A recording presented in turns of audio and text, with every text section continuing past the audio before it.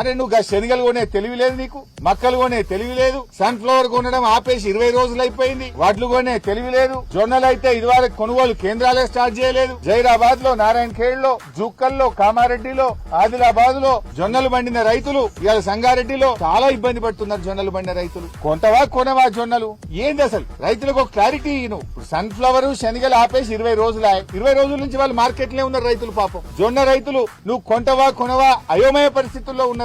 పోయిన యాసంగి 1560 కోట్ల బోనస్ ఎగ్గొట్టినావు, మరి ఈ యాసంగిలో కూడా బోనస్ ఇస్తావా ఇయ్యవా? ఏ సంగతి చెప్పవేంది? నిన్ను అడిగిన వాళ్ళ మీద కేసులు పెట్టుడు, జైల్లో పెట్టుడు ఇదే సరిపోద్దా?